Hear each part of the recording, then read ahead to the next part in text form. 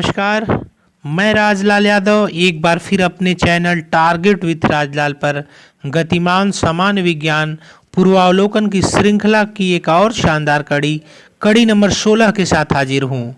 तो मित्रों, इस 16वीं कड़ी में विद्युत धारा नामक अध्याय से संबंधित प्रश्न और उत्तरों की व्याख्या की जाएगी।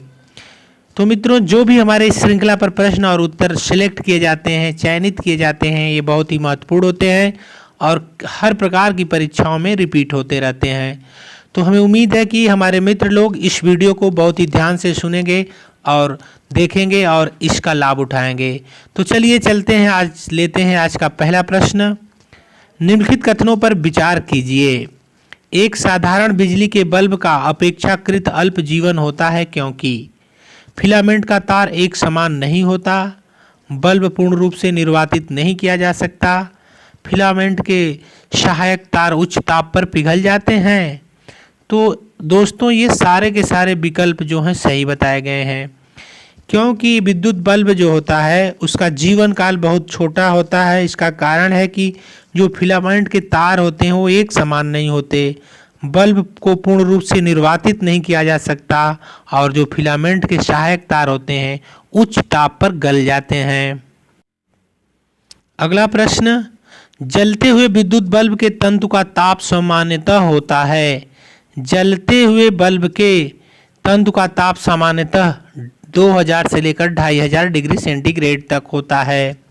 विद्युत बल्ब में टंगस्टन धातु का तंतु लगा होता है, जिसमें विद्युत धारा प्रवाहित किए जाने पर तंतु का ताप 1500 डिग्री सेंटीग्रेड से 2500 डिग्री सेंटीग्रेड तक बढ़ जाता है। साधारणतः बल्ब में दी गई विद्युत ऊर्जा का 5 से 10% भाग ही प्रकाश में परिवर्तित होता है। अगला प्रश्न, नीचे कथन ए तथा कारण आर दिए गए हैं। अध्ययन करके सही उत्तर नीचे दिए गए कूटों से चुनिए।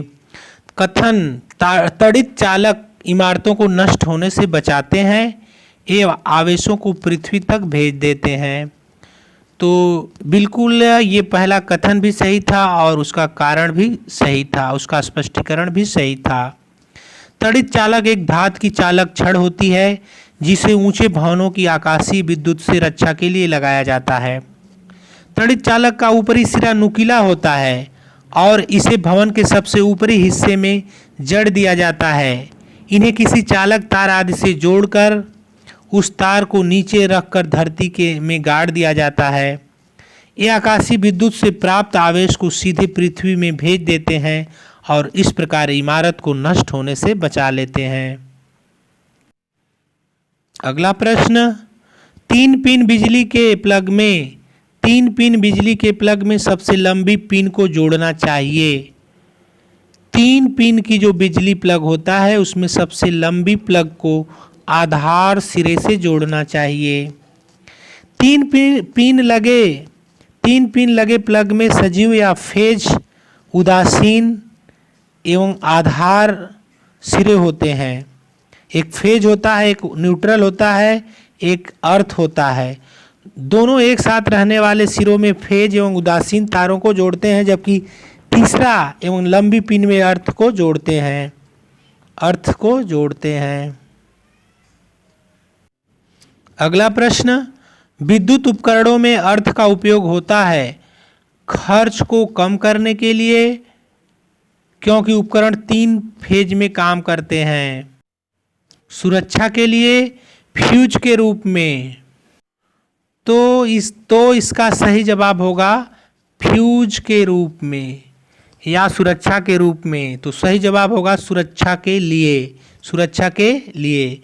विद्युत उपकरणों में 3 पिनें होती हैं। ऊपर वाली पिन कुछ मोटी तथा निचले वाली 2 पिनें एक जैसी होती हैं। मोटी वाली पिन का संबंध पृथ्वी से कर देते हैं, अर्थ से कर देते हैं, जबकि शेष 2 पिनों में सामान्यतः दाएं वाला पिन जो होता है जीवित कनेक्शन से तथा बाएं वाले का संबंध उदासीन कनेक्शन से होता है। अर्थ का कनेक्शन इसलिए किया जाता है ताकि उपकरण जीवित परिपथ से संबंध होने से पहले पृथ्वी से जुड़ सके, जिससे अतिरिक्त वोल्टेज का नियंत्रण हो सके।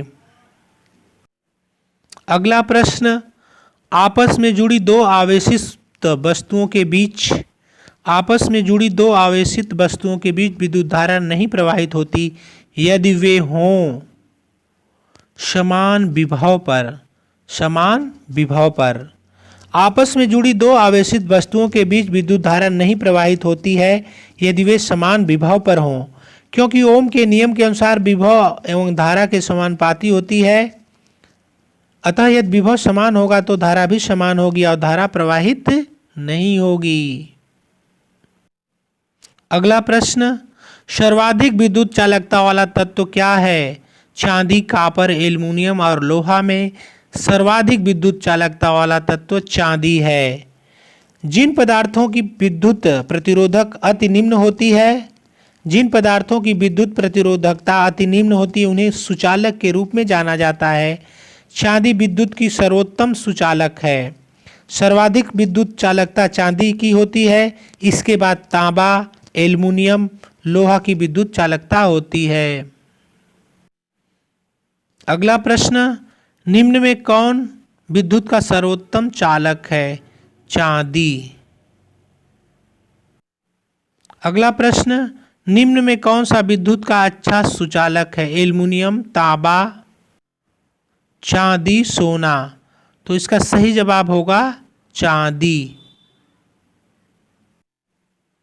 अगला प्रश्न, मेंज विद्युत प्रदाय में फ्यूज का प्रयोग एक सुरक्षा युक्त के रूप में होता है। फ्यूज के विषय में निम्नलिखित कथनों में कौन सा एक सही है? मेन स्विच से यह समानांतर जुड़ा होता है। यह मुख्य रूप से रजत मिश्र धातु से बना होता है। इसका गलनांक निम्न होता है। इसमें बहुत उच्च प्रतिरोधक होना चाहिए। तो जो सही उत्तर होगा, इसका गलनांक निम्न आवश्यक है। इसका गलनांक निम्न होना आवश्यक है। फ्यूज तार निम्न गलनांक वाले धातु का बना होता है, जिसके कारण अधिक विद्युत धारा के प्रवाहित होते ही यह गर्म होकर पिघल जाता है। इलेक्ट्रॉनिक सामानों की सुरक्षा की दृष्टि से यह विशेष उपयोगी है। यह विद्युत का ऊष्मीय प्रभाव है। अगला प्रश्न, फ्यूज का सिद्धांत है विद्युत का रासायनिक प्रभाव, विद्युत का यांत्रिक प्रभाव, विद्युत का ऊष्मीय प्रभाव, विद्युत का चुंबकीय प्रभाव। तो फ्यूज का सिद्धांत विद्युत का ऊष्मीय प्रभाव है। विद्युत का ऊष्मीय प्रभाव है। अगला प्रश्न, फ्यूज में प्रयुक्त होने वाले तार की विशेषता होती है उच्च प्रतिरोधक शक्ति, निम्न गलनांक। उच्च प्रतिरोधक शक्ति, निम्न गलनांक। फ्यूज में प्रयुक्त होने वाले तार का गलनांक निम्न एवं प्रतिरोधक उच्च होता है, ताकि वोल्टेज बढ़ने पर यह फ्यूज तार तुरंत गल जाए, जिससे विद्युत उपकरण नष्ट होने से बच जाएं। अगला प्रश्न, घर की सुरक्षित विद्युत सप्लाई के लिए उपयोग में लाने वाली घर की सुरक्षित विद्युत सप्लाई के लिए उपयोग में लाने वाली फ्यूज तार जिस धातु की बनी होती है उसका गलनांक कम होता है, गलनांक ज़्यादा होता है, प्रतिरोध अधिक होता है, प्रतिरोध कम होता है। तो इसके दो सही जवाब हो सकते हैं, गलनांक कम होना। इसके दो सही जवाब हो सकते हैं, गलनांक का कम होना, प्रतिरोध अधिक होना। दोनों उत्तर सही होंगे इसके मामले में। अगला प्रश्न, हैलोजन लैंप का तंतु निम्न की मिश्र धातु का बना होता है। टंगस्टन एवं आयोडीन, टंगस्टन एवं ब्रोमीन, टंगस्टन एवं सोडियम, मॉलिब्डेनम एवं सोडियम। तो इसका सही उत्तर होगा टंगस्टन एवं सोडियम का। टंगस्टन एवं सोडियम का। हैलोजन लैंप का तंतु टंगस्टन एवं सोडियम की मिश्र धातु का बना होता है। लैंप के तंतु में सोडियम मिला होने के कारण यह पीले रंग के प्रकाश को उत्पन्न करता है।